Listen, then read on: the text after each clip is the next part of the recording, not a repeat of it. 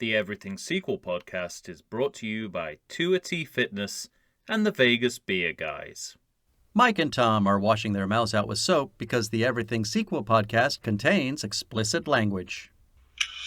Omen IV, The Awakening. Oh boy. My name is Michael Shantz of the How Dare You Awards. Joining me, he never misses a day. His name is Tom Stewart. He's from Lonesome Whistle Productions. Say hello, Tom. First McDonald's, now pimping. Works fast. It's amazing to me that this film's idea of hard-boiled dialogue is identical to the parody of hard-boiled dialogue in The Naked Gun, without any irony. No. And I don't want to even get started on why there's even hard-boiled dialogue in this movie. Right. It's an Omen movie, and large swathes of this movie are from the universe of film noir. I'm pretty sure it was you that said in our ranking episode that one of these movies just becomes a detective noir at one point. There's a montage of a private detective. And this is the movie. Yeah, there's a montage of a private detective taking various free nuts from around the city while he's on a case. That's one of my notes where I said, Michael Lerner really likes nuts. I mean, he took those peanuts first, but then as he's walking down the street, I thought, and he's still eating nuts, and it's hard to see, but it looks like they're still peanuts, and I thought to myself, how many peanuts did he take? It looked like only 2 or 3 to me at the time. He took all the peanuts. All the peanuts in Toronto. Yep. That's a great folk song, All the Peanuts in Toronto. I mean, generically, this movie's all over the place anyway. It becomes a musical briefly. Sometimes it's working on a kind of Looney Tunes level of cartoonery. Yes. It's also a circus film. It's full of clowns. Well, and clown music. Once you get Dominic involved, you're gonna get clown music, sir. Yeah. You're gonna get clown music. Do you suspect that he has an ongoing deal on clowns? I do. I think he's made inroads into some agency that rents clowns, and he can get them at a discount. And so when he starts on a movie, he recommends the services of those clowns, and he gets a backhander. Well, as you know, we've referenced this before because this is one of 2 movies in the Omen series that starts with one director and then ends with another. Now, in this one, he started the movie and then quit. If memory I believe serves. So, yeah. That's correct, right? Right. So I remember. May I say the damage looks like it had already been done. Yeah, exactly. That was my notes, and I couldn't help but notice that somewhere between halfway and 3/4 of this movie, somewhere in that area, all of a sudden the clown music abruptly stops. Yeah, and you're not hearing it anymore. Yeah, and I that's his signature, isn't it? That's how you know it is an Austin and Gerard original.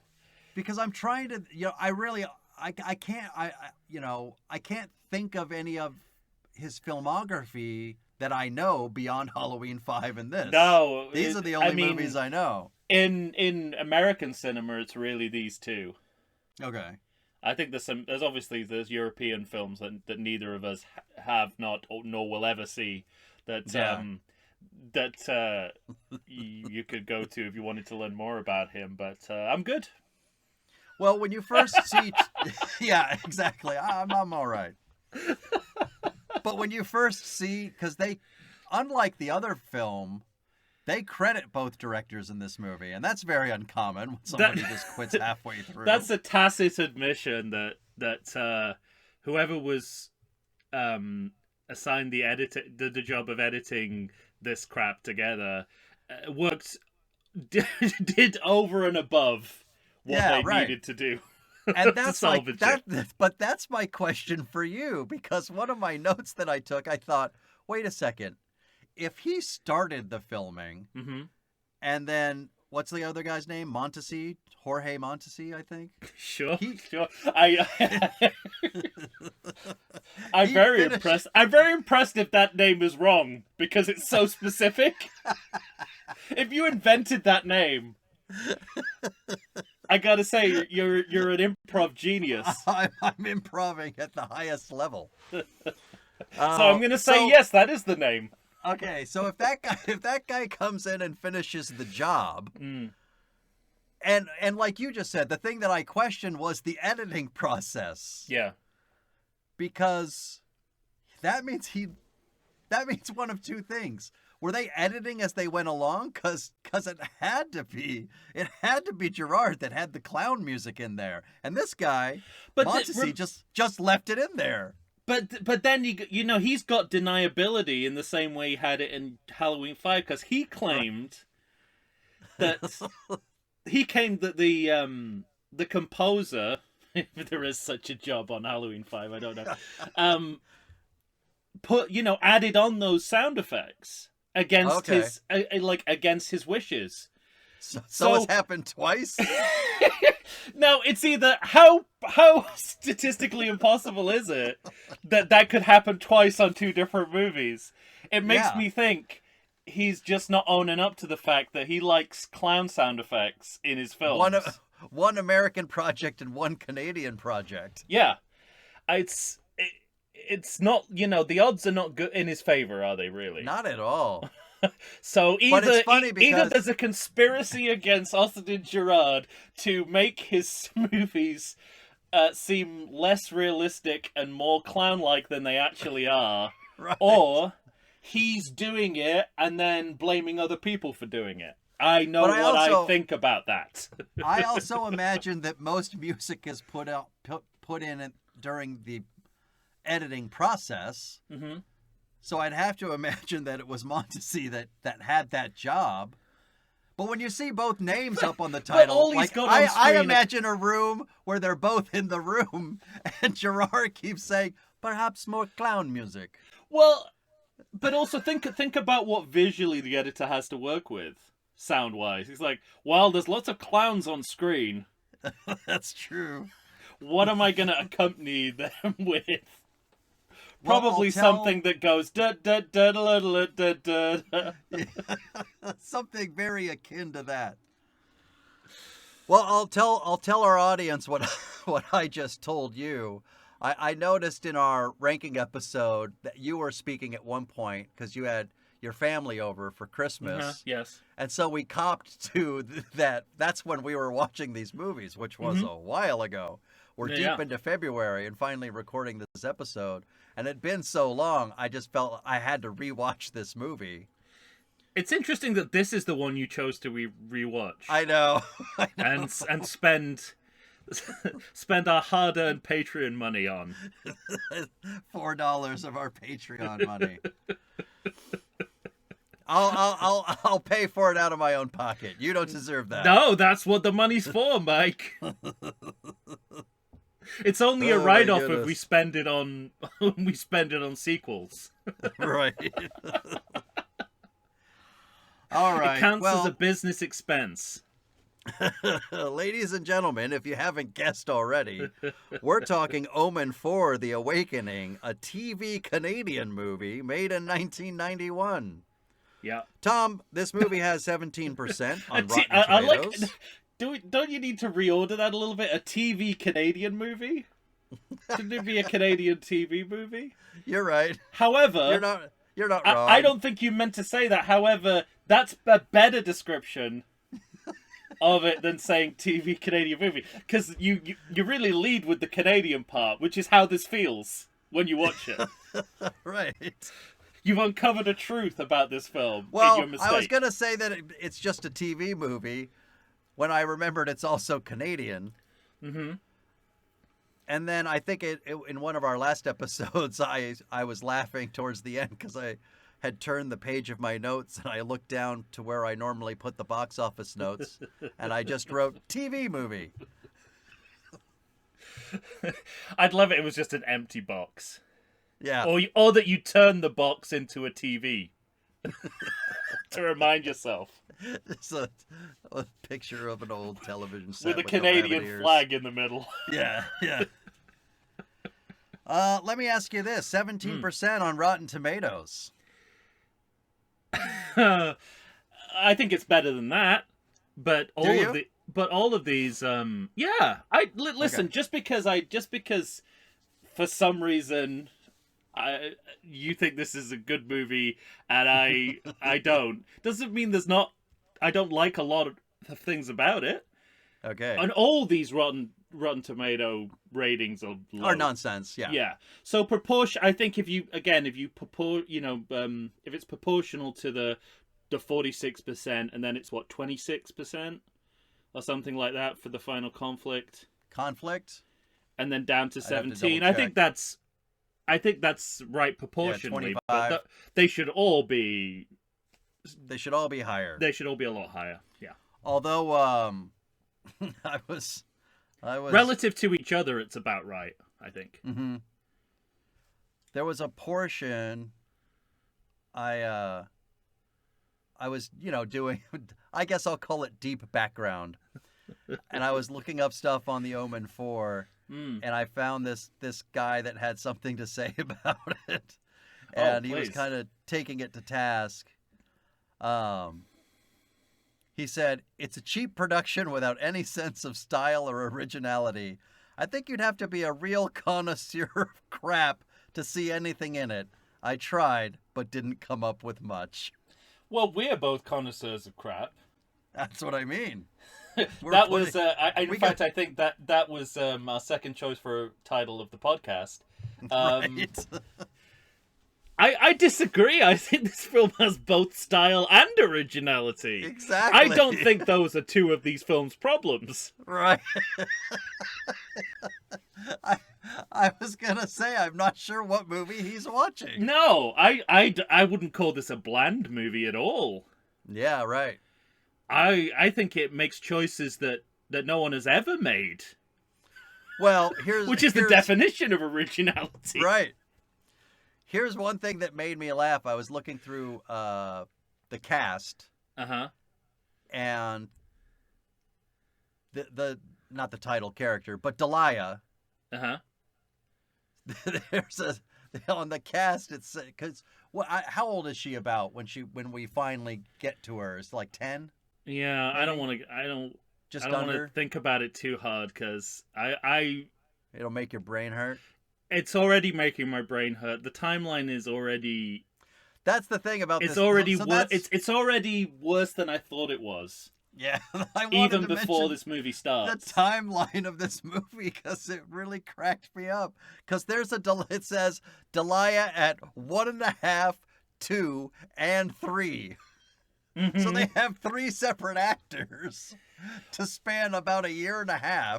Yeah. And then we finally get her. They have very strict child labor laws. The movie. They have very strict child labor laws in Canada. They must. Well, right. but here's like they had an opportunity here to catch up with their own timeline. Mm-hmm. And instead of doing that, they jump forward in time. They do another time jump. Yeah, so we're always a good 10 years ahead of where we actually are in history. Sure. And, I don't know if we want to get into this here in the Pitch a Sequel episode, but I severely underestimated where we are in American history. It's technically possible that when Damien goes into the Oval Office in the final conflict, he could be talking to Barack Obama. I know. Yes. And I'm making allowances for the original Omen being pre-1976, even with that. Right. So it's got to be at least Bush Jr. So it's... maybe I'll save it. I'll save it for the pitch. I'll save it for pitch. Because I was saying, and I was saying Clinton, it's 2 presidents down from Clinton. If he's 32. Yeah. That's just time. That's just math. All right, let's get to it. Yeah.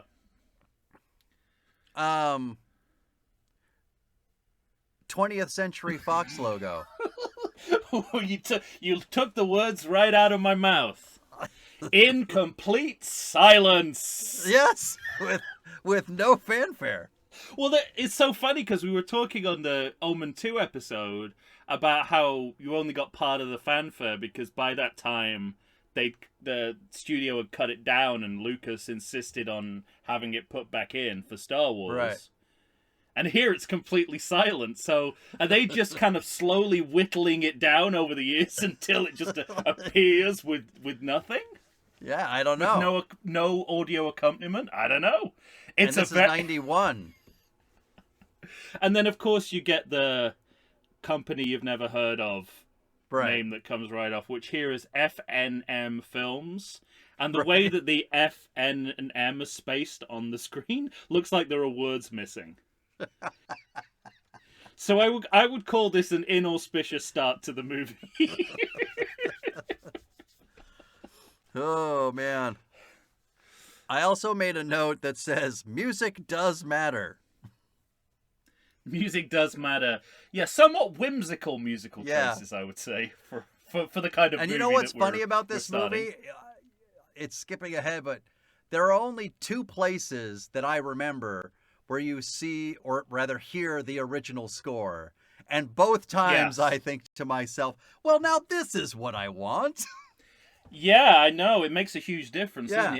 It instantly elevates what's going on. Immediately. But this music to me sort of reeks of the early 90s. It sounds like a cheap knockoff of Danny Elfman's Batman score. I guess that's the late 80s, really. But but this is 91, so you're still you're filming in 90, so it all makes sense. Yeah, it's the first thing on your mind and easiest to steal. I mean, right from the get-go, this opening scene with the nuns. Othen Gerard really knows how to butcher the most basic of scenes.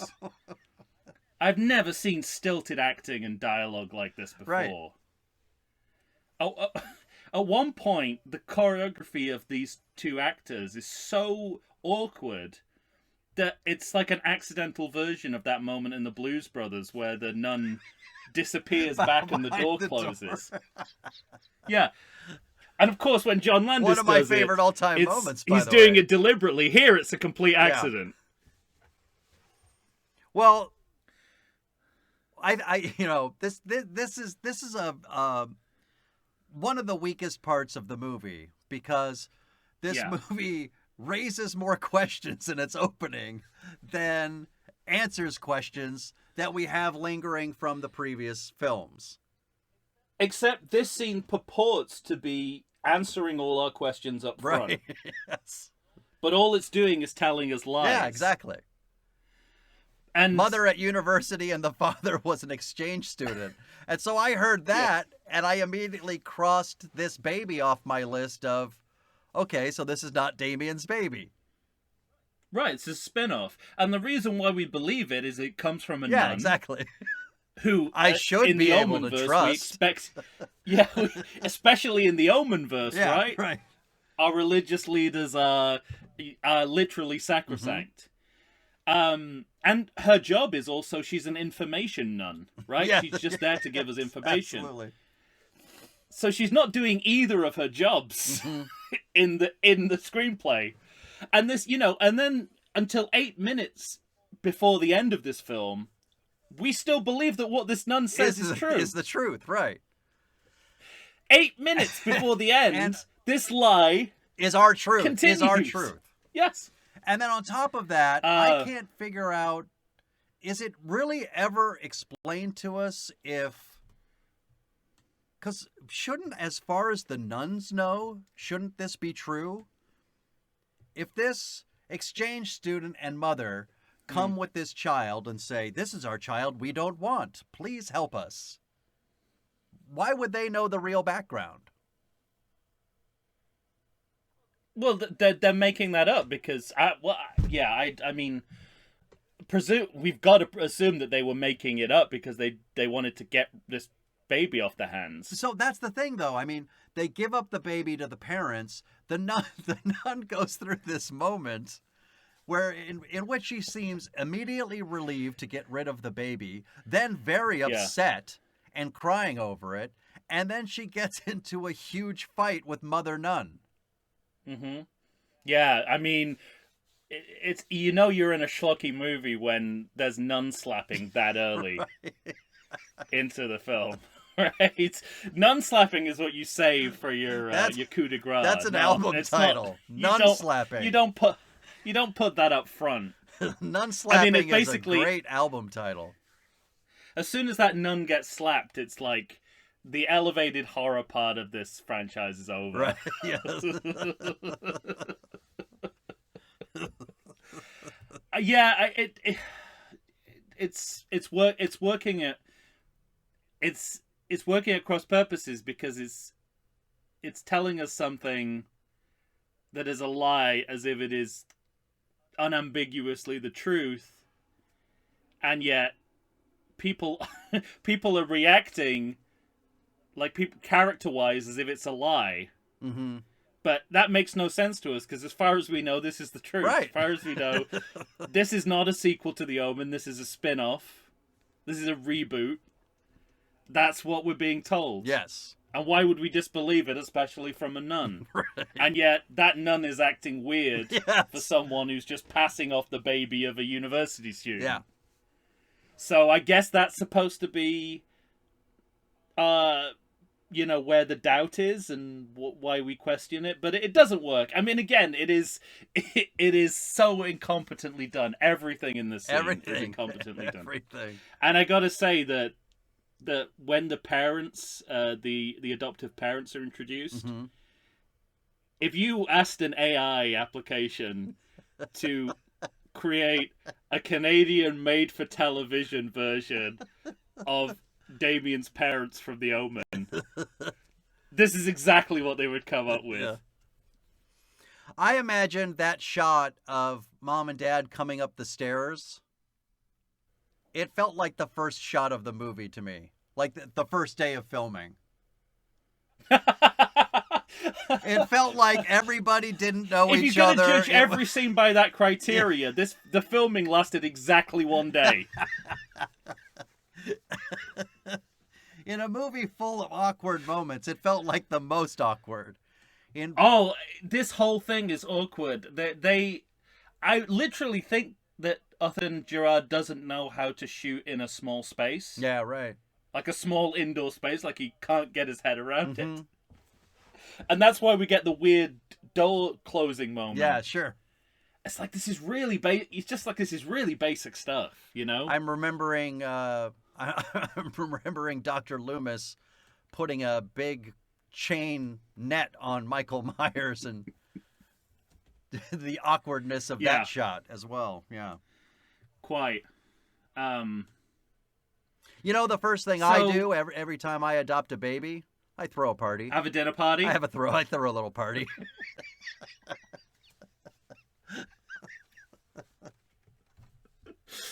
Well, this is where I was optimistic that the timeline was starting to catch up with himself, because these were like early 90s people and styles, right. And I was like, oh great, they've like found a way to make this skewed timeline work. Everybody's wearing the big suits of Gary Shandling. There's some high top fades in there. Yeah. But of course, within minutes they have a coming of age montage, and so everything that it took 3 movies to do happens in under a minute. Exactly. I made a but note of that as well. I thought it was very funny. We've talked at length about the deliberateness of the other sequels and the time jumping and having the characters age a certain amount. In this movie just said, we're going to show it all in 2.5 minutes and that baby will grow 10 years. But, before that, the scene of the priest dying of the heart attack, I thought was quite effective in its overlit 90s way. Sure. But I also made... Because it's got the original music. It feels a bit more legitimate. But the problem is that scene is immediately followed by the time lapse. Yeah. And so I made a note of saying, are we ever going to hear about this priest dying again? And of course it comes towards the last 20 minutes of the movie. Yeah, I know. You know, with Well, mom I mean, saying, and this priest had an accident right after the baptism.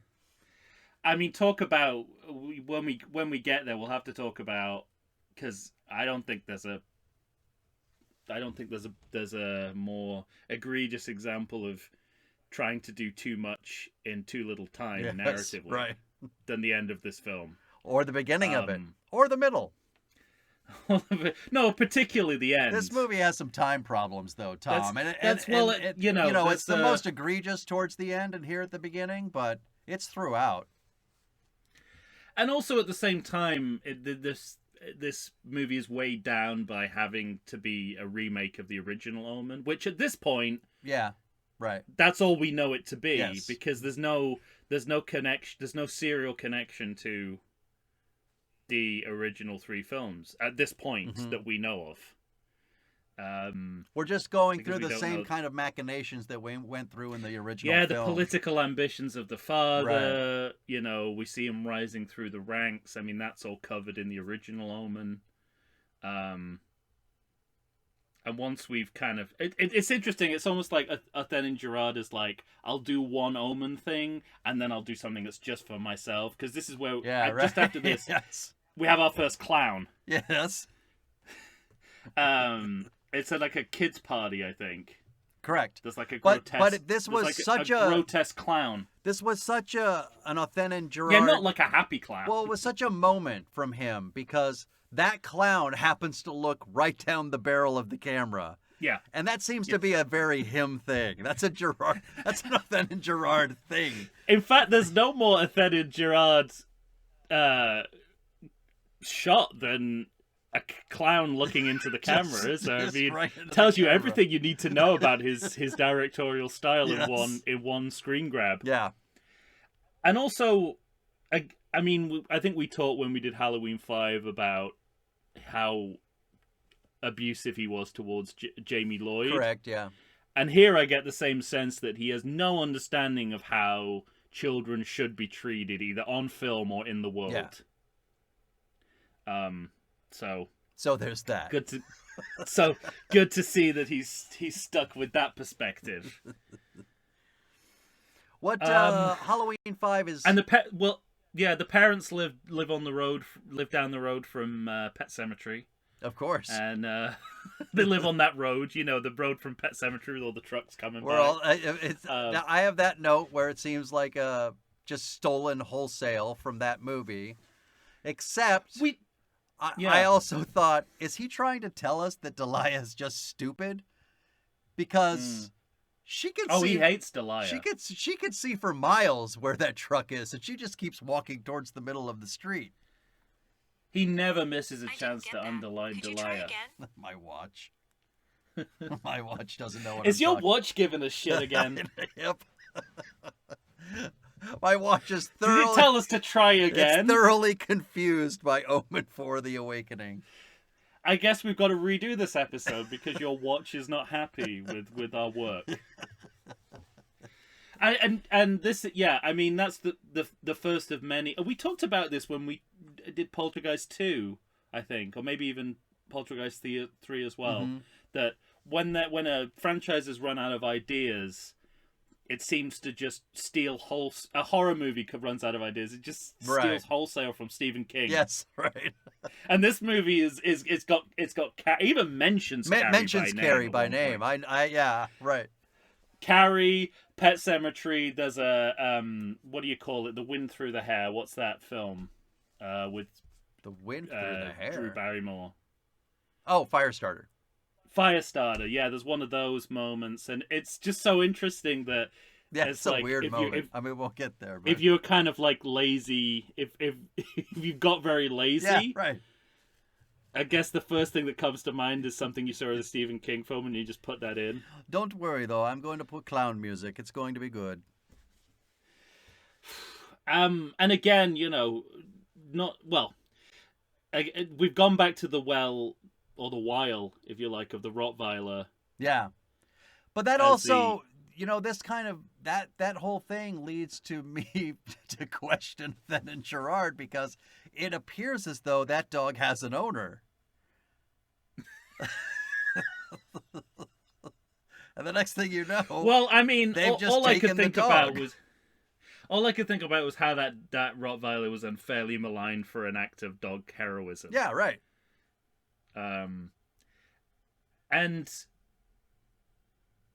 But at least our heroes weren't the one maligning it. It was some drifter guy I'm not thought sure where the dog this is... belonged to, but yeah, and I'm not sure where this is in the growing up montage. But next I have her being bullied, and how badly that's all handled. Very, very unusual.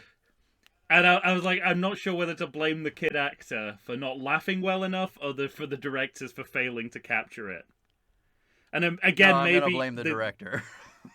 Well, I'm going to blame the director. Just maybe he was incapable of joy because he was working with a Then and Gerard and he was a child.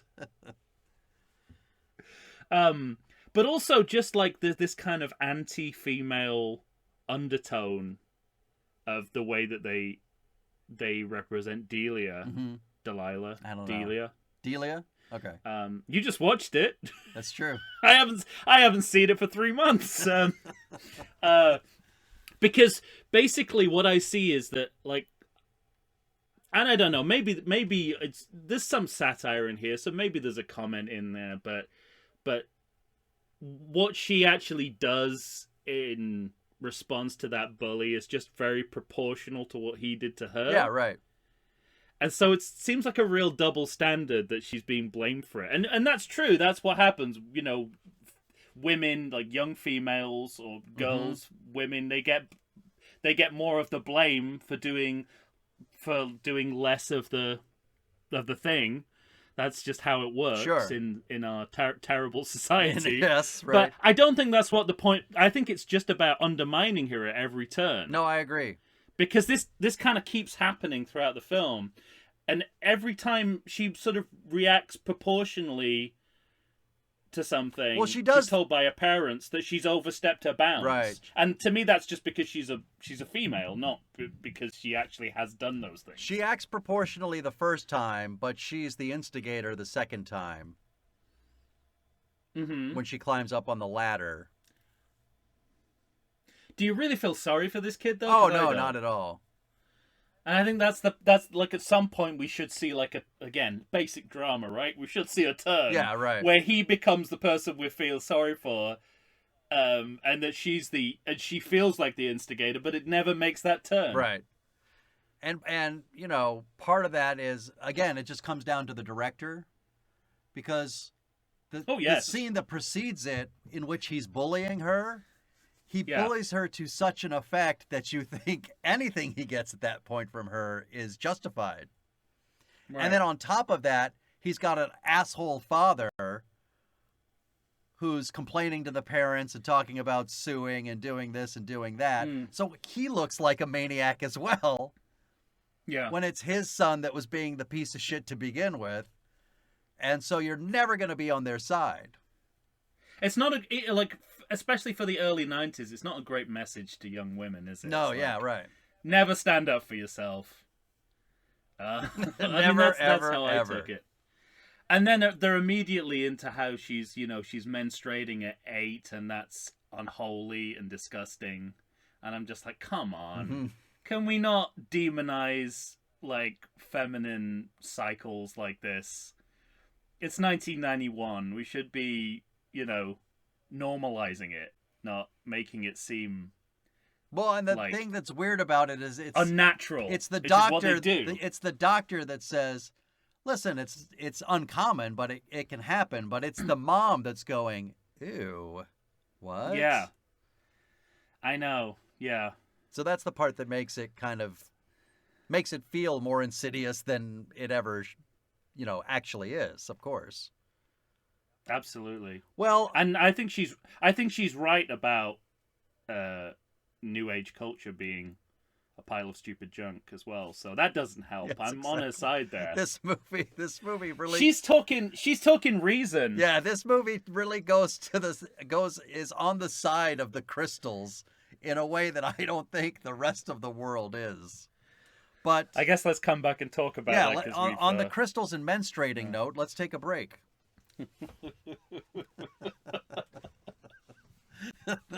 I remember that Janine Garofalo special. Menstruating and crystals. Does the coronavirus have you feeling oogie? Have you been sitting on your couch for weeks? Nay, have you been sitting on there for months?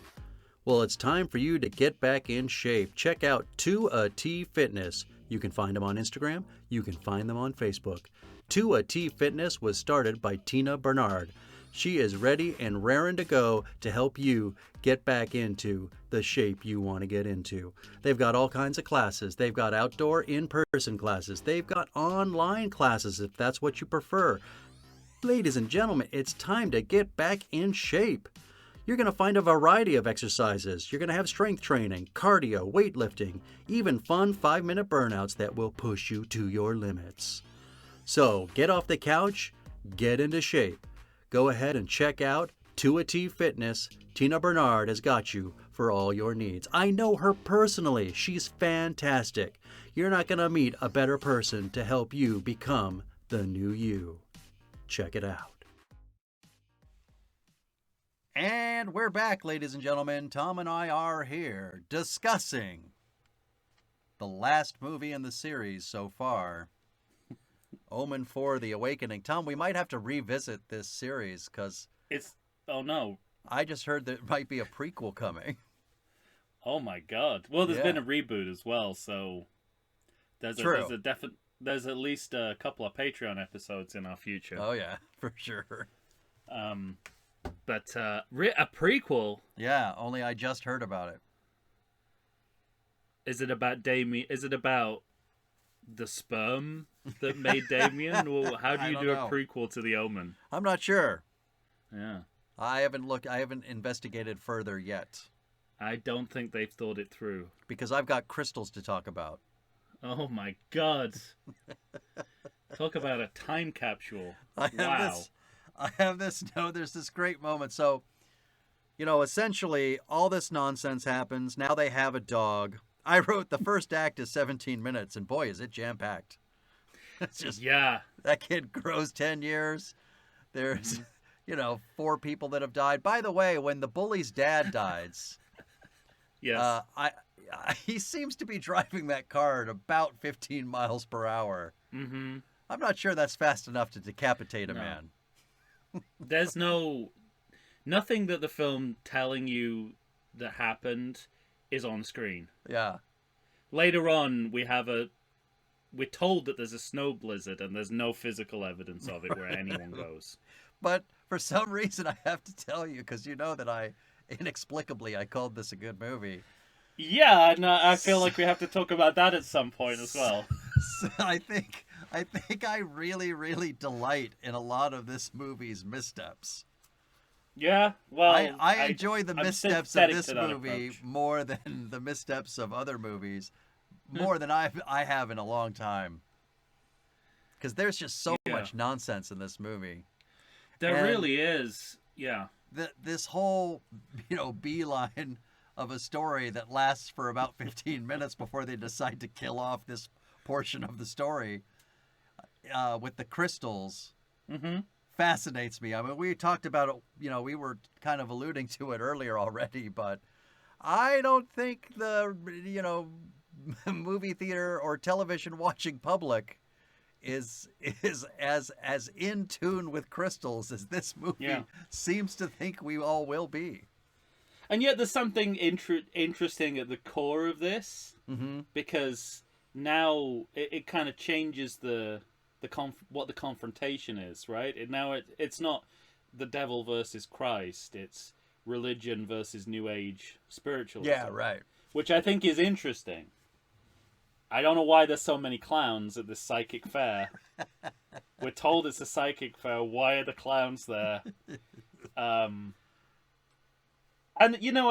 I also made a note that it's nice to see that the psychics still want hamburgers. Yeah. And also, and here's another weird kind of contradiction, which again I'm not sure they've thought through, is that Delia or Dahlia or Delilah, whatever the fuck she's called, seems to be really into science.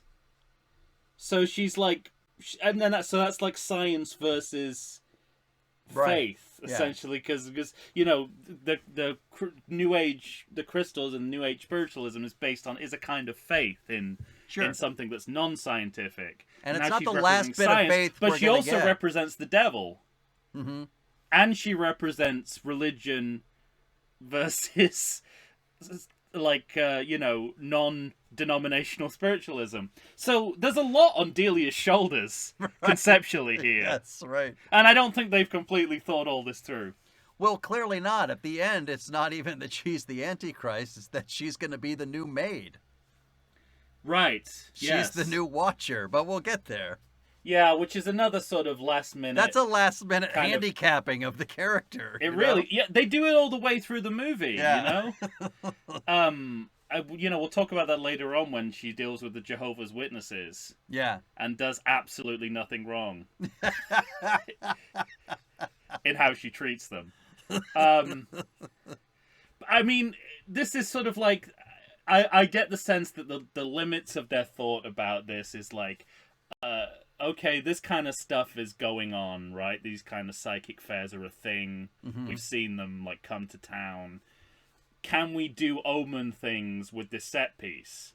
And they go, well, will there be, that often I see a guy juggling fire. Great, we need to set someone on fire because it's an Omen movie. Right. So let's make it the guy who's juggling the flame. But these are the moments in which, in the first movie, I think we talked about this maybe in the ranking episode, in which, it's the priest that gets the spire, comes down and impales him, and we get the beheading, and we get the sense that it's kind of like Final Destination. It's sort of like evil is moving against you, and you can't escape it. It's that sort of idea. But in this movie, it's that fucking fire juggler. I just thought, that guy's got to go to prison. And again, it's like, it's someone from the circus community. Yeah. They're the stars of the show now. Yes. Othen and Gerard has turned this into a literal circus. Yeah. But it didn't feel like the child was in charge of all of this. No. She was just in charge of bad feelings amongst the fair people. And then they started the fire on their own. Well, that's it. When a guy is juggling fire, you can't really blame anyone but him if he sets on fire. Yeah, right. He's really asking for it. He dropped it, and a man near him caught on fire. There's no supernatural intervention there. It's just bad safety practice. That's all it is. I also thought it was an odd choice to have the child walking away with the babysitter, not with the crystal lady. But the crystal lady's not even looking back at the crime. She's just like, do, let's get out of here. It was like she was committing the crime with her. I think when the so this is what I think happens. The crystals all turn black, right? Yeah, this is my favorite moment because Delia, we see that they've turned black. Or Delia, or whoever the fuck she is, she grabs the crystal on her neck, and then about 7 minutes later, she looks at her own crystal and says, and she goes, and she runs upstairs and she pulls open a drawer, and we see inside the drawer, and they're all black. Luckily, though, we have the character say, they're all black. They're all black. The stupidest example of stupid people ADR ever captured. Well, yes. I put here, in my notes I put on film, I guess on television. Yes. I wrote down... There's no ambiguity here. I wrote down, the crystals are all black, and I know because the actor told me so. Yeah. And not only that, all the ADR in this movie is very identifiably ADR. Yeah, right. So if that's another way that you judge if that's another criteria you're judging the movie by, we're in trouble. I find all the ineptitude of this movie so quaint, though. But don't you think, there's no intentionality behind stuff that they do that would be comedy in another movie. Right. Like that, the scene. I think following on. They go. Don't they go out of town and they go to? There's like a gas stop or something with a hick who's like playing a gourd on his stomach. What? You remember that moment? No. This might still be at the psychic fair, but he's kind of using a gourd on his stomach as some kind of like percussion instrument, and it's like something that would be an airplane, except that it's played entirely straight with no intentionality. Yeah, it's not the blind guy. I think so. Okay. I mean, this, speaking of, someone who is a big celebrity for this film, Lifeguard from Wise Guy, who is the Native American guide. Yeah. Do you know Wise Guy? Do you know who the I'm show? talking Yeah. about? Yeah, and Lifeguard was the guy. He was in a wheelchair, and he was the guy who was in charge of all the fake communications to maintain Right. cover story. It was. I just remember Ken Wall. Well, he was the middleman between Ken Wall and Jonathan Banks. God, that was a good show. It invented serial drama on TV. I'm not joking. All right, settle down. We didn't do these long story arcs before Wise Guy. Okay. However, this is not Wise Guy, but Lifeguard is in this. And I was just, and like now I know it's a Canadian made-for-TV movie. I'm like, yeah, that's a big, that's a big hire. Well, the Faye Grant. I mean, she's not the most known of actors, but I remember her from Internal Affairs. Oh, okay. And I remember her for not being Julianne Moore in films. Yes. She's as naked as Julianne Moore is in in everything and in Internal Affairs. Yeah. And the reason I know was because that director, who was it, Figgis? Yes, Figgis, absolutely. He insisted on showing those nipples. Right, just maybe her and Julianne Moore have a kind of naked off contest going on. Yeah. Because Robert Altman, I think, trumped that with the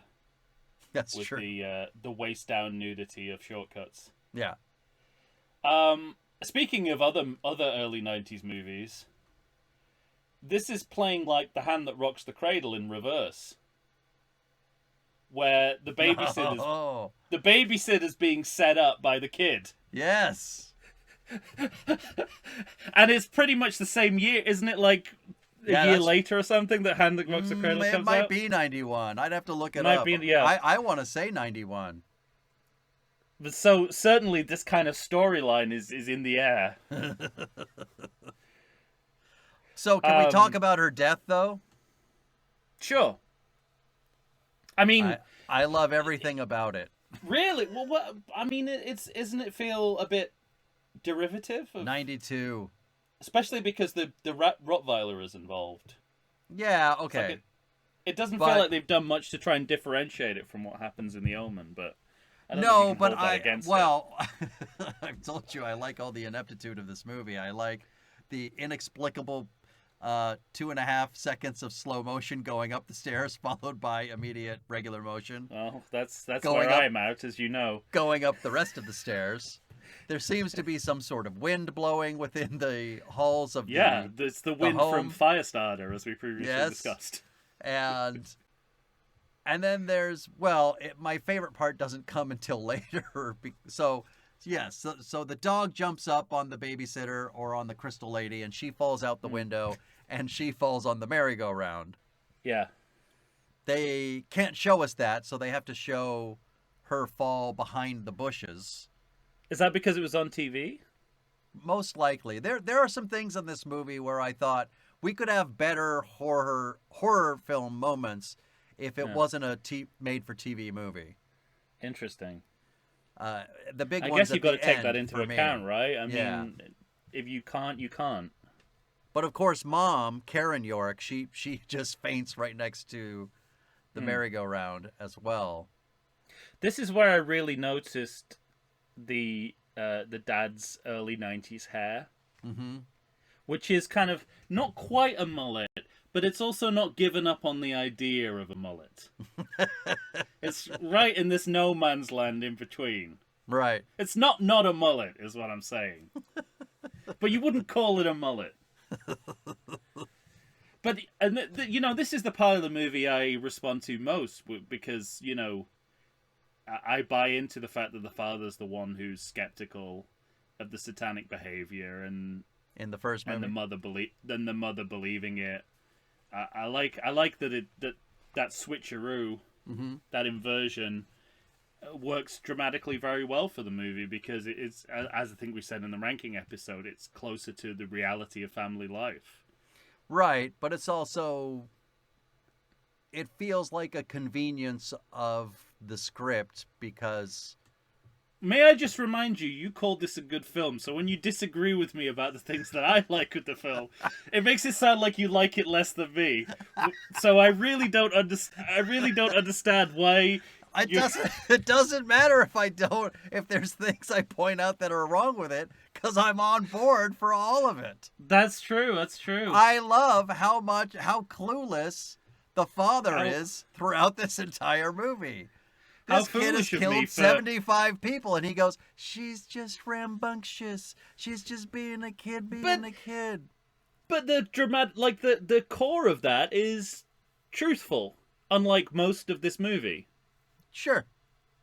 So that's why I think it's more effective than everything else, which is based on, you know, very shaky foundation. Tenuous. Yes. This foundation is really good. It's actually, if anything, stronger than the original movie. Look at you. Yeah, but it's the exception, not the rule, clearly. Although I gotta say, like, you know, the scene where not Julianne Moore goes to the priest, the conversation they have here is pretty interesting. That I have the same note, but wait, I'm not there. I don't think I'm there quite there yet, because there's one portion. So, you know, after let's talk about a nanny being thrown out of the window. Yeah, after the crystal lady gets thrown out the window and dies, there's this moment where it feels like it's 2 days later, and mom is walking out with her daughter, and Delia what are we gonna call her? I don't give a shit. You just saw it, don't you? What did they call her in the film? I don't remember. Okay, let's say Delia. Delia's gone. Delia's walking past the merry-go-round, and she lays down on it in the exact same fashion that the crystal lady dies. And I have this note that says, you know what? I'm on mom's side. At this point, I would say, fuck that bitch. I'm going to do everything I can to kill this one. No, she's a monster. And that's, but again, there's an emotional truth there. Yeah. That kind of strained mother-daughter relationship. There's a competitiveness there. And, you know... Oh, we also left out the spitting.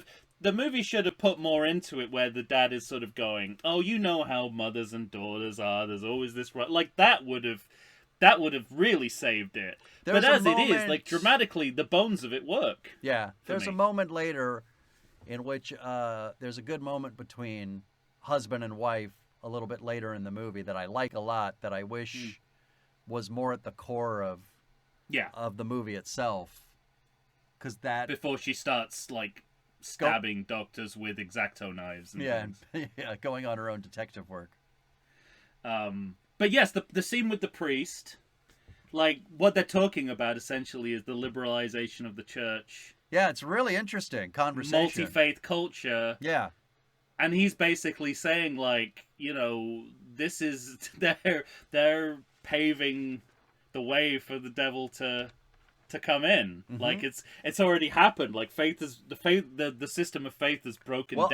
I think one of the things we like about it is, even though they're talking about faith, it feels as though we're talking about the aftermath of Ronald Reagan's America, to me. So, well, we are, even though we're in we're post-Obama. We're Biden's America by this point. Right. We've gone past... So maybe they're talking post-Trump. Maybe that's what they're really getting to the heart of. And this is the great scene with the Jehovah's Witnesses, which I think should be a training video for people, PSA to how to handle Jehovah's Witnesses. Delia's response is They were completely proportional. they were perfectly nice though, Tom. They weren't. Yeah, They were but just handing over the literature. They weren't going nuts. but her excuses They to her weren't mother. proselytizing like they normally would. She said they were threatening to burn her. She ain't wrong. You read that literature they're putting into her head. It's gonna have something about how you're gonna burn. She's not wrong. And then this is another sort of unannounced time jump in this movie, which we do a lot of, where suddenly the mother is Karen is 8 months pregnant. Yes. So it's really funny. Like, time in this film is totally different from how it is in other Omen films. Mm-hmm. We focus on a short period, and then between movies we have a large passage of time. Here we have large passages of time between scenes, followed by a few scenes. Yes. And this is where we get into our noir. To the film noir portion. Whose idea was this? I don't care. I just want to congratulate them. And what, for literally like grabbing Michael Lerner off the set of Barton Fink? Yes. And saying, you know what? Just do it exactly the same. Don't even change the voice, the clothes, the mannerisms. Do it all the same.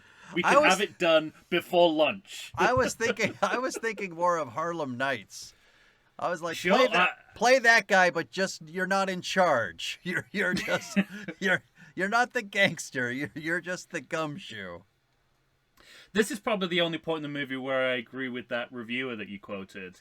Most movies manage to make computer screens look exciting. This makes it look like it really does look like how it looks in real life. Yes. And, plus, they haven't figured out how to put a computer on screen without it triggering epilepsy in the because there's something going on that screen which is going to polish off several members of the audience if they suffer from epilepsy. Agreed. I also couldn't figure out, does this detective bring his cat everywhere, or does he just find cats everywhere he goes? They're just clutching at noir straws, aren't they? He's grabbing nuts. He brings his cat. Right. He speaks with snappy dialogue. Always, at all times. Yeah. And this then movie seems I have a note here that says this movie seems to forget a bunch of its own shit. Oh yeah. You know what I mean? As we're going. What are your examples? Well, a lot of it has to do with the time jump shit. Yeah. I find it interesting that we jump those 9 months of mom being pregnant, which is fertile ground for a lot of dramatic shit to happen that this movie just decides to skip over. But is that the movie tipping its hand that she's that basically the baby is the new Damien, not her? Did you have that sense while you were watching it, though? No, of course not. Yeah, no. I mean, certainly not the first time I saw this. I watching it this time, I obviously knew at some point they were going to cover the fact that it was Damien's child. Mm-hmm. And I knew it was going to be late in the movie, but not quite as late as it was. Right. In real time. But it's funny because... But yeah, nothing sets you up for that, but maybe they would just think, it's like, it's off limits because then why wouldn't she kill her unborn brother? Right. Yeah, right. Well, and that's the thing that's confusing about the movie, because we keep being told that she was going to want to kill the brother. Right. But narratively she can't, so... Exactly. And that's it. That's as far as we got in the writing process. So, I was just speaking about, shit that this movie forgets, and I guess part of it is what I was talking about earlier, because, okay, Crystal Lady dies, then we find out that mom's pregnant, and then we get into our noir. Yes. But between mom's pregnant and the noir, we've got about 12 minutes worth of film. And in those 12 minutes, we have a couple of scenes in which I think you could have had the whole movie based on, because mom and dad have that moment in the cemetery Mm-hmm. where they're having a legitimate argument about who their daughter is and the nature of their daughter. Yeah. And they're kind of going back and forth. And if that was drawn out in a more dramatic way, in which you could see father being kind of pulled apart from wife and going with daughter, and mother being pulled apart and maybe going towards her now unborn son. Yeah. Which will dramatically shift in a moment. But then also, once the baby's born, or is it right before they're born, there's this moment where dad picks up Delia and is holding her. Did you see that pause? I didn't know what to call her. But he picks her up, and she's got her head on his shoulder, and she looks at mom. And they're both looking at each other and like kind of sizing each other up. Yeah, it's good. And I remember thinking, I'd like more of that, please. Can we have more of that? And this movie just seems to forget to go down those roads. It's just little I think that's accurate. Side piece moments. It could be even more... better than it already is, Tom. I think from the outside, people might think that the problem with this movie is that it's a worn-out premise. Mm-hmm. And that's actually not the problem with this movie. Not at all. There's a lot here to work with. They Absolutely. just don't often they don't work with it in the right way. But that runs counter to your expectations that there's nothing left in the tank. There really is. They found a really good wrinkle, a really good inversion of how it could play in a different way, but they're just not. They're not doing the work to make it shine on screen. In the same way. But there's glimpses of it, and that's a great glimpse of it. I see a lot of that in this portion of the film. Mm-hmm. Then that's it. Then we go into a detective film for a little bit. Well, should we take a break? Let's take a break, and then we'll come back and finish the third act of this movie. Well, let me talk an about entirely different movie.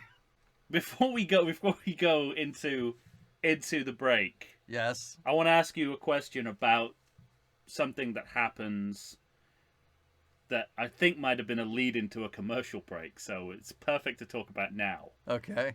As we are doing that.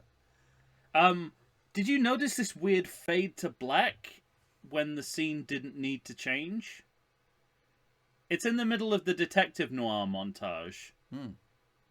And I mean, do you remember? It's difficult to see what version of the TV movie we were watching. Like, was this a lead into a commercial break? Because that was one of my notes. Where is it like a David Chase Sopranos ending kind of artistic choice? Like, I don't know. When I think of the famous TV movies that I still remember, say like a Salem's Lot or It. You can see a TV break coming a mile away. That was one of my notes for this movie. You don't see lots of natural breaks. It still feels very cinematic to me. Huh. Maybe it was on Canadian public television. I also thought the alternative is that, the scene had to fade to black because something happened after that they couldn't edit around. Yeah, right. And that's also entirely possible. Michael Lerner probably choked on a peanut. I'm going to choke on my own laughter.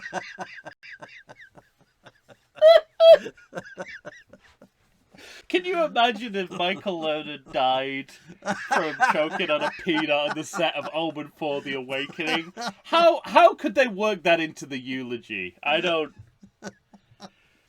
That'd be the funniest gravestone I've ever seen. Beloved father, beloved actor, and artist, father, passed away while choking on a peanut while working on Omen IV: The Awakening. The Awakening. Oh, that's good stuff. That is. All right. On that silly note, let's take a break. Yes. We'll come back and finish up with this after gloriously bad movie. So maybe it's so bad it's good. No, it's just bad. I think it's really good. I loved. Not quite I there. was really worried about watching this movie a second time. You should have been. I was kind of sweating bullets, and I remember about halfway through I thought, no, I'm enjoying it just as much this time as I did the. I like to think I know something about beer, but nowadays even I get overwhelmed when confronted by the exhaustive selection of craft beers they have at bars, breweries, and even grocery stores. Back in the day you had one, maybe two craft beers to choose from, and if you were confused, you ordered a Guinness. But in beerstinations like San Diego, the craft beer options lately are in double, sometimes even triple digits. So what's a beer drinker to do? You need what I need, the Vegas Beer Guys. Your beer of choice should be a perfect blend of malt and hops. And so a live show about beer needs that same balance. And the Vegas Beer Guys matches beer expert Dan Aker with self-proclaimed beer novice Stephen J. Weiss. The results are eminently drinkable. They're on Facebook, they're on Instagram. They'll try new beers, they'll tell you about beer. Think of them as your beer Sherpas guiding you up a foamy-headed mountain to reach the peak of your pint. God, I need a beer.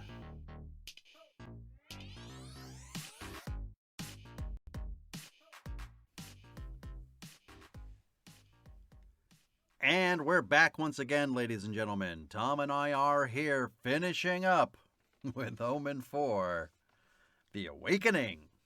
Mm-hmm. Are you awake? Barely. By the way, you like to harp on titles.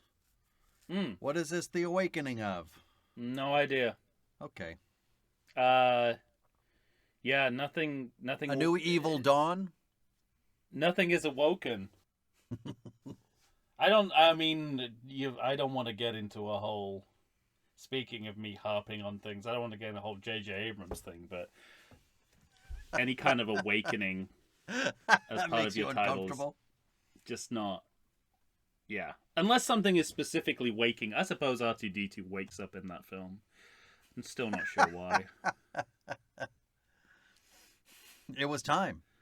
Yeah. No one was asleep, right? There was... The script told him. Yeah. The script told him it was time to turn on. All right. So I now don't hate it. Okay. No, me either. I don't understand it, but I don't hate it, which is also my feeling about the film itself.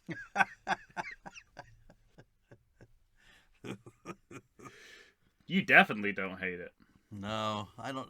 I mean, I should more than I do. I understand. I don't know. There's something about this movie that just makes me smile. It is unique. I think a lot of it might have to do with Michael Lerner. Just having Michael Lerner in your movie. Eating peanuts. Yeah. There's a moment It's interesting because it feels like the only other thing I'll say about the Michael Lerner part of this movie is that it feels like a callback to the original Omen, but there's no detective in the original Omen. I mean, there are investigative journalists, but no, like, no, yeah, this movie... no, like sharmacists. Yeah, this movie's thinking of The Exorcist. That movie has a cop. That's true, and this movie, it likes to it's aligning itself to other horror cycles like Psycho, Carrie, anything that Stephen King wrote, right? The Exorcist. Well, and the original movie. I mean, the original movie is, I think, thought of as a trio of movies, starting with Rosemary's Baby, and then The Exorcist, and then The Omen. Yeah, they're kind of coupled to get linked together as a phenomenon. Yeah.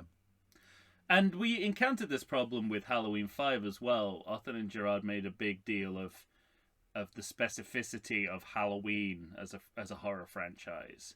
And yet the movie he made was more like Friday the 13th or Nightmare on Elm Street than any previous Halloween film. So there's a what Arthur and Gerard understands to be originality is usually the opposite of that. Right. And yet when he's just kind of playing around, he does things that no one's ever thought of putting Sure. on film. For good reason. Well, one of the things I really love is that when the detective noir portion of this movie starts, Mm-hmm.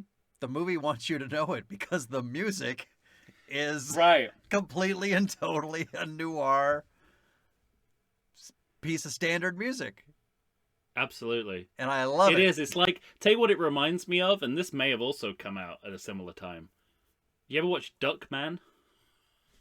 Watch With what? Jason Duckman with Jason Oh, Alexander. wow, yes. It was like Oh, a I noir, forgot about it. Yeah. an animated noir parody. An of animated, yeah. Jason Alexander was a duck detective, a kind of Sam Spade style shamus. And this is the level we're working at here. Except Duckman is intentionally, it's a comedy and it's ironic. And again, this is not, as far as I can tell. Correct. Also, well, I don't think I'm skipping too far ahead, but No, we're in the. I mean, who knows where we are in the movie? well, really, he's in running terms of down. He's essentially running down one lead, which is the original nun, Yes. who Lied to us. lied to us, who made us think that she thought one thing, then seemed sad, which made us think Yeah. perhaps she was lying, that at least to the parents. Why would she know what she knows? I don't know. They don't tell us how she would know. And then Isn't it also? Is it? Am I? Was this pre the? I don't think you're allowed to tell adopted parents where the kid comes from. Yeah, that sounds right to me. Maybe this was before that. I mean, I think that was a relatively recent law, but I would have thought by 91. Huh. I mean, maybe the Catholic Church works differently. I mean, I'll we've all say. seen Philomena. We've all seen Philomena, so maybe it's one of those situations. But if you were to ask me now, the people writing this movie whether they looked up with the laws on adoption, I would say no. I would bank on no. I would bank that they didn't do in-depth research on this. I would say that one person said, "Is that how it really works in adoptions?" And some other person said, "Who cares?" Yeah, sure. The Frank Pentangeli answer. Yeah, sure. Essentially, it's just Michael Lerner running down this one lead. He's trying to find that woman. He finds out she was a prostitute. It feels like the two leads had a conflict, so Right. they had to hand off the part of the movie that would involve them to Michael Lerner. Yeah. Michael Lerner had just walked off that Barton Fink set. He had no idea the kind of cult hit it was going to be, and he needed work and needed it fast. Faye Grant had something else to do. Clearly. Yeah. Who knows what? I don't know what Canadian Harry Hamlin had going on those weeks that he couldn't be filming this. I do have a note here that I think Michael Lerner's detective needs to go to jail just as much as that fire juggler does. Absolutely. Because it's him that causes 43 rattlesnake bites, including his own hand. Yeah, and again, this is the problem with writing in a genre that you know very little about. The people who wrote the original stories in this genre, some of them were private detectives. You know, they were close to the subject matter. You don't feel like the people know this beyond the movie versions of this trope. No, yeah. I like. I mean, so he goes to a bar. The bartender. Grab some nuts. So I mean, it seems to me that he has gotten on a plane to get there, which is why I wondered about the cat. I was like, did he stow that cat? Where are we?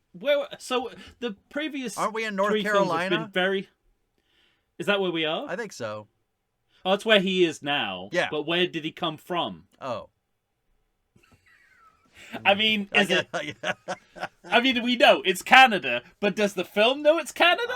I think the film thinks it's New York, right? But they're so specific in the other films. You know when you're in Washington. You know when you're in London. You know when you're even in different parts of the UK. Here, on the Canadian American border between We're in Toronto. between Toronto and Texas. I don't know. That weird no man's land from The Handmaid's Tale. That's where this is set. Yeah, right. You're right that the film doesn't know. Yeah. So it doesn't. Yeah, I need to know where he's come from rather than where he's going. Because yeah, we assume we're in the Bible Belt when we get to the snake handlers, right? Yes.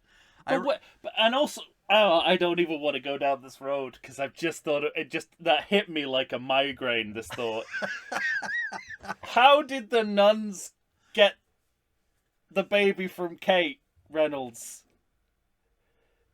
Well, that's my question. Yes, I don't know. Oh, is that the question you've been asking all along that I was dodging? So, what I'm a wondering... British television journalist, right? I mean, so gives away her baby to nuns in a different country, which might be America, might be Canada, or could be taking place on the no man's land between those. What I want to know countries. is, did Kate Reynolds give this baby to the nuns, or was there really a woman and a man? You know, the student who were just like, this baby seems difficult even for a baby. I mean, how do you judge when the baby's that young that they're trouble? Yes.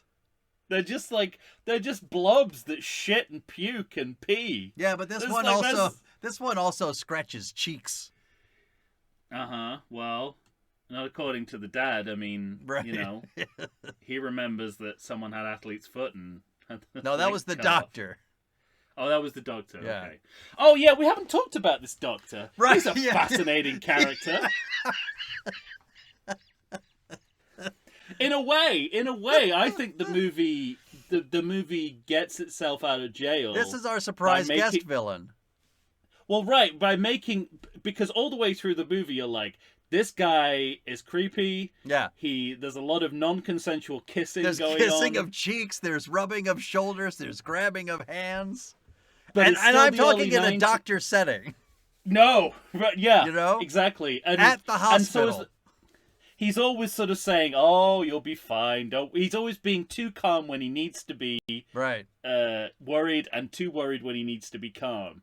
So, but you know, it's still the early 90s. This kind of masculinity is still permissible. But to be fair to the movie, he becomes, as you say, the surprise guest villain. Right. So everything in the background of everything he's doing some malevolent shit. Oh, and I just remembered because that's the main scene between the two noir parts, right? Because he has a first noir and then a second noir. he goes and finds out he has a film noir and a neo noir. Yeah, he's got a part where he finds out she was a prostitute, I think, in town. Yes. Oh my God, yes. I like that. Forgot about that. I thought I like weird small moments in movies, and this movie has one where the pimp is telling him all the information he'd like to know about the former nun turned prostitute now weirdo snake religious woman. And how did we get here from the Spire, like Patrick Troughton in the Spire, exactly. to this? And what I like is Michael Lerner offers him some money, and the pimp's like, no, I'm happy to give you the information. And he holds it out another second longer. And he goes, all right, I'll take that money. The least plausible plot element of a film which has nothing but implausible plot elements. It's so fantastic. Why did they add that in? I don't care. They were like, well, we can't have this pimp. Happy it's there. We can't misrepresent this pimp. So yeah, he finds out that information and he's telling her that, and then that's when. No, I think I'm wrong because it's the shit he sends back in the mail after the second noir, right? Well, you just watched it. He tells her. I'm onto the snake. In my notes, I'm onto the snake. Yeah, he tells her so he tells her he's going to go back to North Carolina and find out some more shit. And I love this scene. I do too.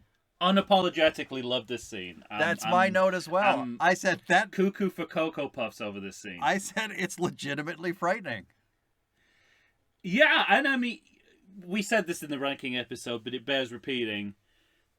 this is looking at the mosaic of American faith in a way that the Omen films haven't done yet. Right. You know, there's been, you know, for the previous films, religious zealotry is what religion is.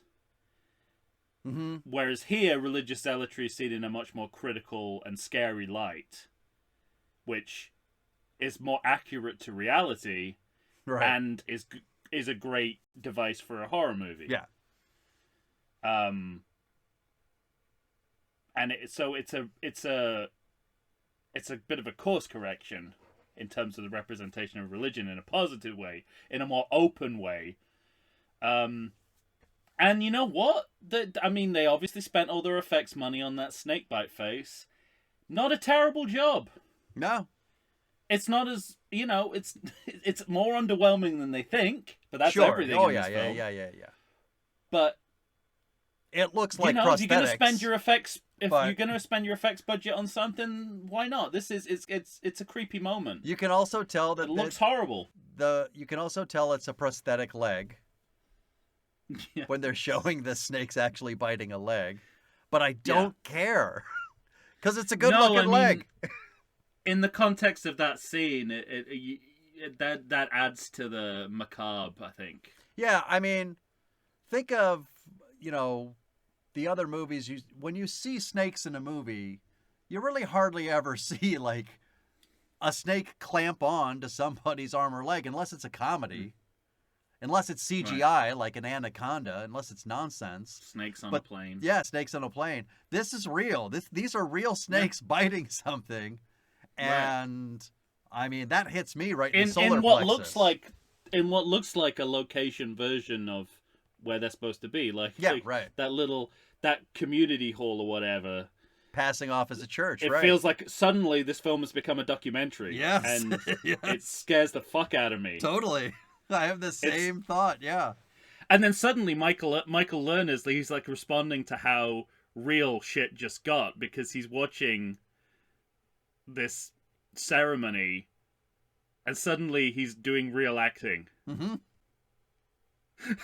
So clearly this scene changed his approach, because, you know, he's doing his Duckman thing in all the other scenes. Right.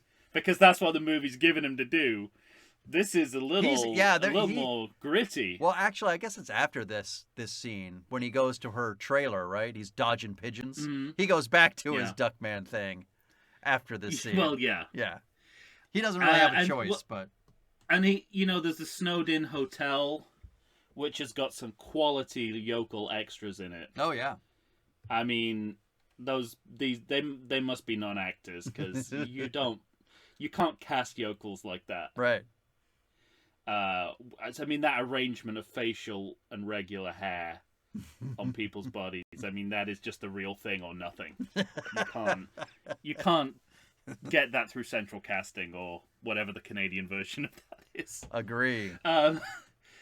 So, but you know, the snow blizzard that they keep talking about, there's no evidence of it anywhere. Mm-hmm.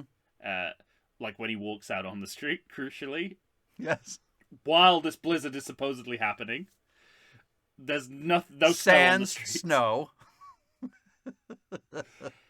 And then this another But he sends home all the Pleasing- pertinent information. pleasingly bizarre moment. The I'm wrecking not ball? sure. Question mark. The nativity. Oh, yeah. The nativity, and then the goth carol singers. They become demons. Yeah, and I guess like I kind of like the concept of it, that, Or the damned. They're damned, I guess, is what it looks like. but it's like, you know, we've heard the music for the Omen as non-diegetic music, like we don't feel like it's in the film. And this, how you see the people sing, you see people on screen singing the theme from the Omen, like lip syncing it, and so you're like, that's kind of cool in a way. Right. It's also very strange, and to do it just once, even stranger. And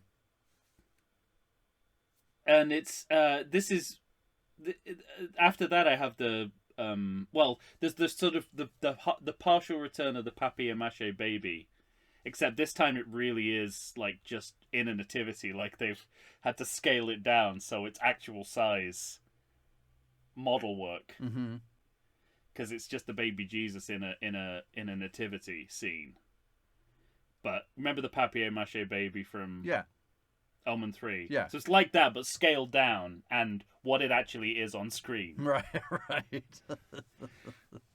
And is Michael Lerner's character called Earl? Is that his name? I believe so, yes. So he gets killed by a swinging dumbbell. Well, I mean, it's a wrecking ball. Wrecking ball, yes. Yeah. So, and it says hard hat area, so we're in Looney Tunes territory. Yeah, we are. The super slow-mo maybe might not help it very much, but then out of nowhere you have this one moment where you have a close-up on his eye, and then you can see the reflection of the wrecking ball in his eye, All right. followed by fast cut, hits him, hard cut. That. And it all looks pretty good. Like, okay, I mean, that's quite an effective when you can't or don't have money to show it. Yeah, exactly. It's quite an effective solution. All right. I'll let it off the hook. Okay, thank you. I like that they talk about the fourth kingdom. Mm-hmm. Because this is the fourth movie. I like that they're adapting the Bible to their own purposes. Of course.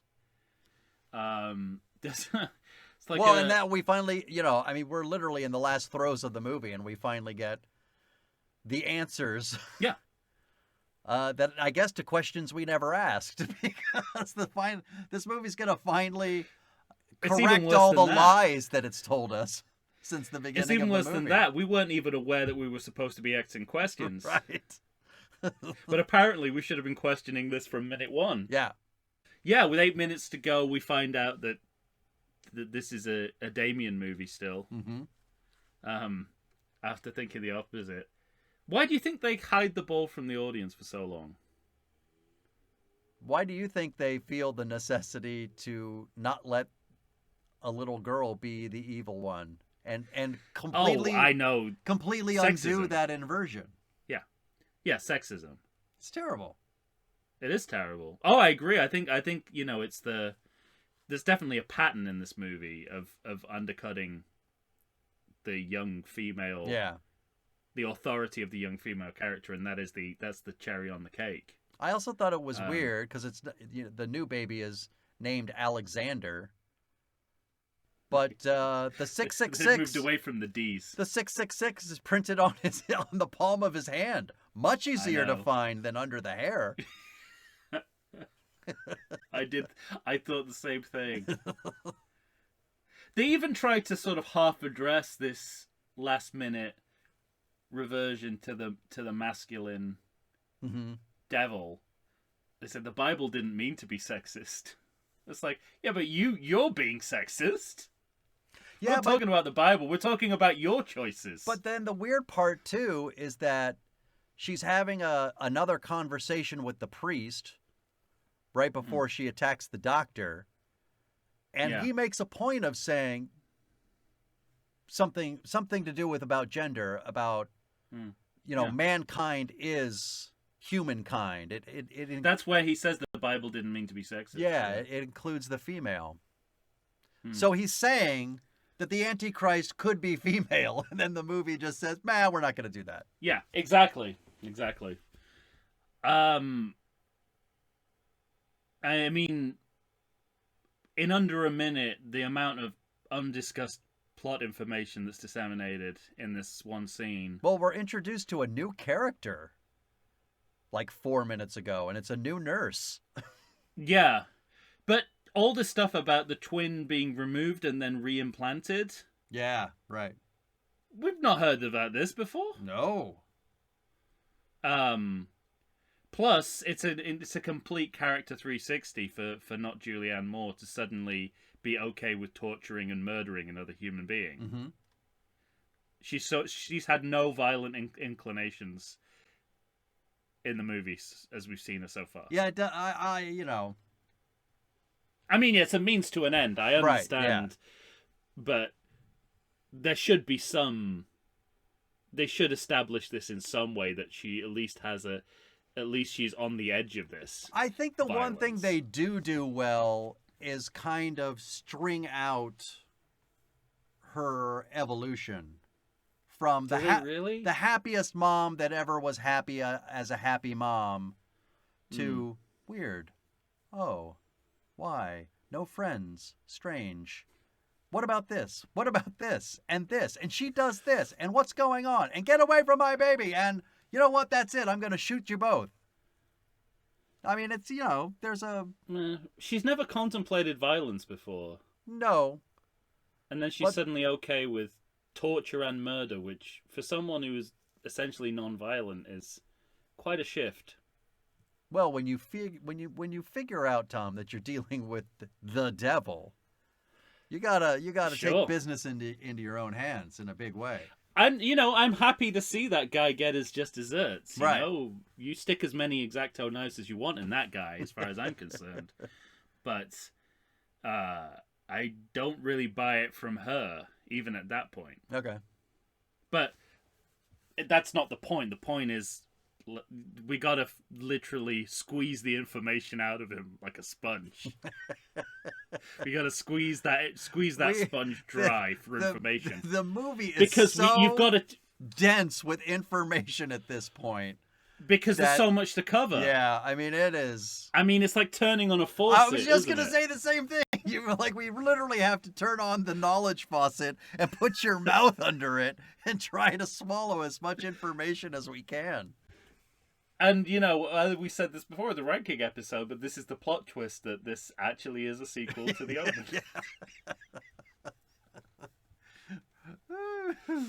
Remember? I suppose, I'm trying to think of other movies that do that. I suppose the spoiler alert, but we spoiled it before, the Thing, revealing that it's a prequel to The Thing. Yeah. But I can't think of any other instances. Prometheus, maybe? Or was you it went into clear that knowing it, though. But okay.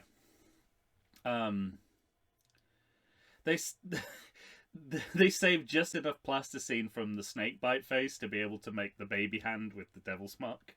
Yeah. Right. So well done for reserving that plasticine. And then here I'm into the ending, which is both paralleling the ending of the original film with the funeral scene. Okay. And then, but it leaves the door open for potentially 2 more sequels. So presumably our pitches. It's working in parallel as a. Don't be too sure. Working in parallel as a sequel and a reboot at the same time.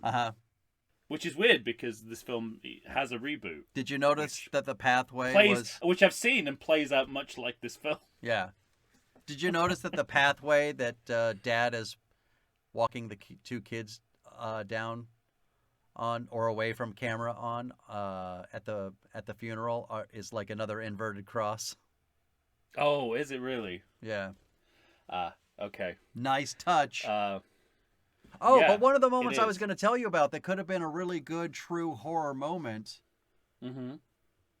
was when when Karen York does have the gun on the new nurse. And they do what I wanted her to do was just shoot her. Yeah. Because you see that there's a really good moment, a good little piece of acting of her realizing for me to do what I have to do, I'm going to have to shoot this person in cold blood. And I think that's what should have happened, but I don't think they allowed it because it was a TV movie. So they go pretty far with what she does to Dr. McKenzie. Yeah, that's true. But they have the new babysitter kind of leap onto the gun, and they do that thing where it's a close wrestle and you just hear it go off and she's shot and she falls down the stairs. Yeah. I think it would have been a more effective scene if you just see her and the bullet goes through her and there's blood everywhere and yeah, and it feels too much like the lineage of Psycho and Carrie, the whole staircase and the strings. Yeah, right.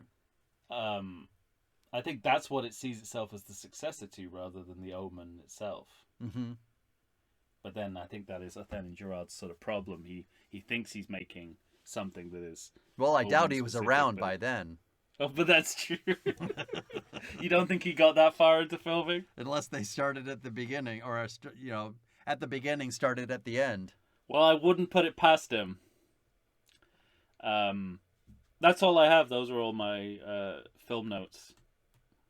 Well, Anything else? I mean, from you? basically myself as well. What do you think about, new evil baby, not Damien Alexander, being able to just make her turn the gun on herself?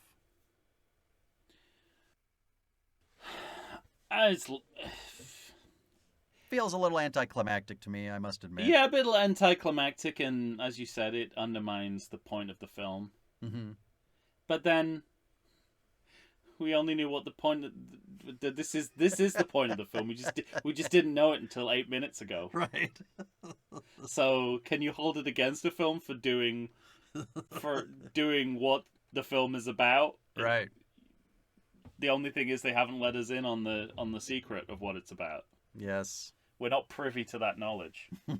But yeah, it's a sexist turn. I mean, there's no to sort of it's a reset that drags the franchise back to where it was in '76, rather than where all those new interesting wrinkles of Right. what the conflict of faith and science and spirituality is in the 90s, which Right. it's so funny that it gets to all of that. It doesn't capitalize on it, but you leave this film, having thought about how faith has changed in American or Canadian society Mm-hmm. since the last Omen film. But so it's rich with meaning and interesting ideas. Yeah. And I can't. That is, I guess, if there's a pleasing contradiction at the heart of this movie, it is that it's not short of interesting ideas and new takes on old material. Yeah. But the ending ultimately kind of unravels that a bit, for the sake of getting us back to where we were. Where we at the were. first Yeah. one. Yeah. That's true. But But the film is, there's a part of this film that is constantly doing that, has been doing that from the beginning, like going through the motions of the original Omen film. Sure. Like key iconic scenes, replaying them, Mm-hmm. recreating famous moments Compulsively. So, but that's in parallel with like something truly different and original that this film is doing with the material. So if it could get out of its own way, it would be a better sequel, Mm-hmm. I think. What do you think of the performance of the little girl? Huh. Yeah, we haven't talked about that, have we? I find her eminently reasonable. But I think, I don't know, maybe I'm I'm just a heathen, because I feel the same with Damien, especially when he's played by Sam Neill. Right. I'm always on his side, and I'm on this little girl's side as well, especially because she, the patriarchy's trying to keep her down, Right. Yeah. Right. and that Yeah. makes me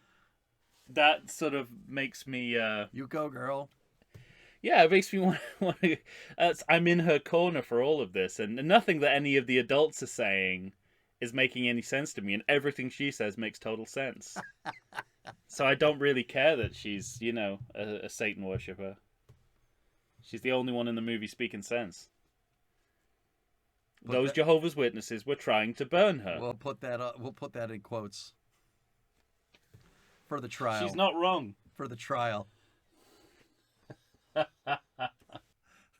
Me and Sam Smith, Satanists. There you go. Yes. Right. All right, friend. You got a credit check? Yes, I do. One that is illustrative of the rest of the movie. Yes. So here's a credit I didn't enjoy seeing. Oriental Hooker. Yeah. I don't think I have to explain why I didn't enjoy seeing it. Yeah. Right. It feels like what they called the character on set somehow made it into the credits. They forgot to tone it down for her credit. It's like, who's that? God damn it. Who's that character? What's that character name? Oh, it's the Oriental Hooker. Cool. It's like, don't write that down. Don't put that in the credits. What's wrong with you? This poor guy's first day on the job. Doesn't know that you don't use the horrible epitaphs thrown around thrown around by directors on set in the credits. This is a true testament to the incompetence of this movie. They can't even do a dog credit properly. Because what they have in the dog credit is Ryder dog. And that's the wrong way round. The dog is called Ryder in the film. I don't think the dog is called Dog, but yeah, you don't know. He's played by a dog. He could be, maybe the dog's name is Dog. Yeah, but regardless, that needs to be flipped because the dog is not played by Ryder. Ryder is played by the dog. Unless, well, if Ryder is the character name and the dog's real name is Ryder Dog, in the film. That's what I'm saying. They call him Ryder in the film. Oh, and it's Ryder Dog. You're right. Okay. Yeah. Should be Dog Ryder. I'm not saying that was that could have been an outtake that was left in, just as easily. And the dog really is called Ryder. Clarify.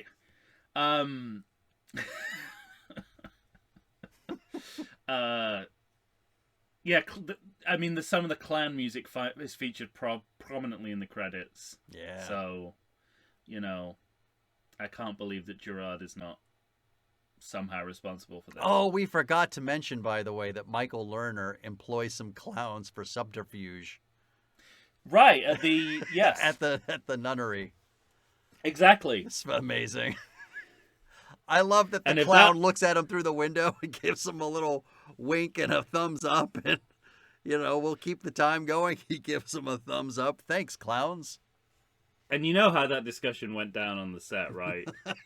They were trying to figure out, it's like, we need something to distract the nuns so he can get the information he needs. Listen, and I know. know. And Gerard is walking by with a bagel in his hand. Yeah.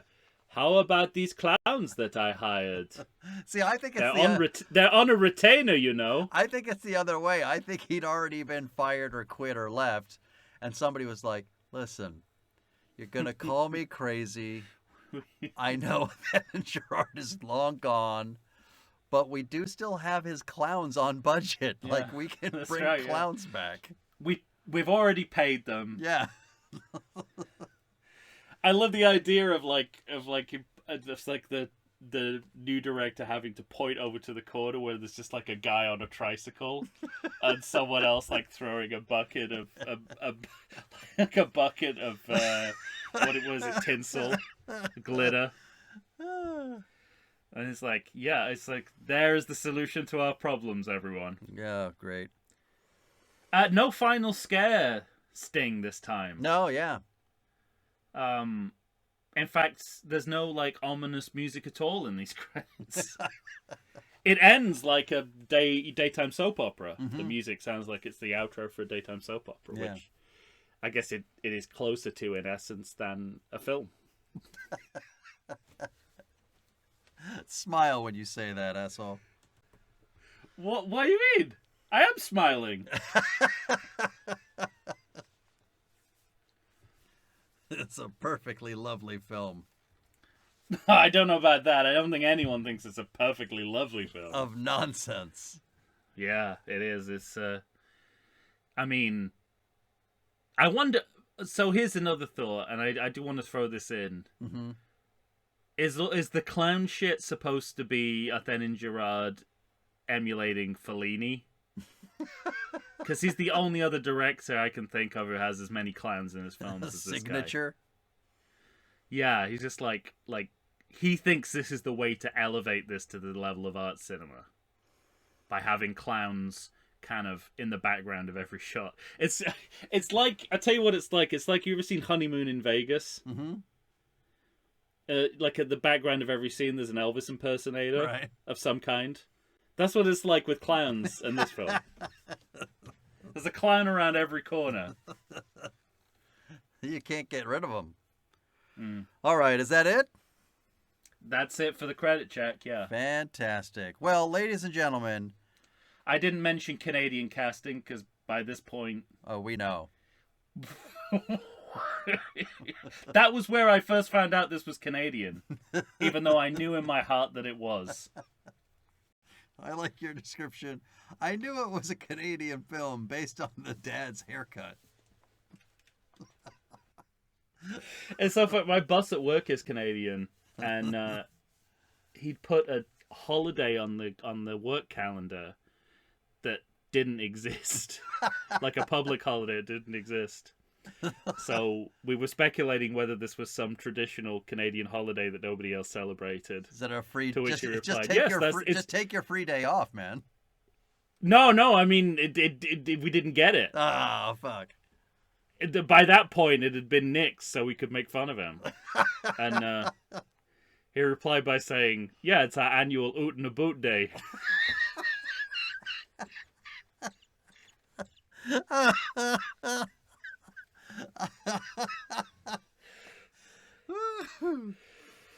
Oh, that's the day we all get together and make Omen 4s.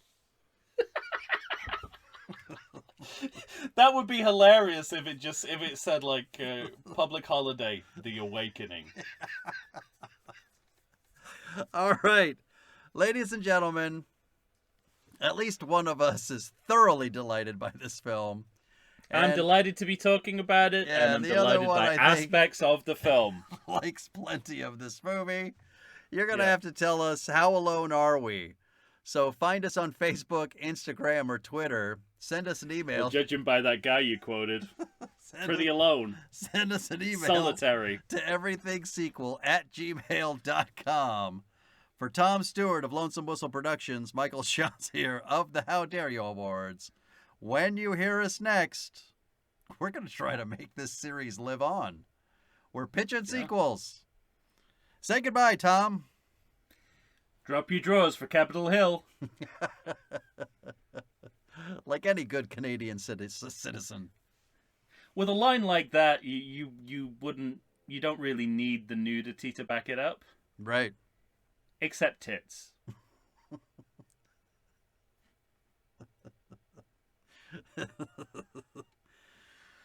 Yeah, which we get. Kind of, sort of. Yeah. Kind of, sort of. Yeah. TV tits. TV tits.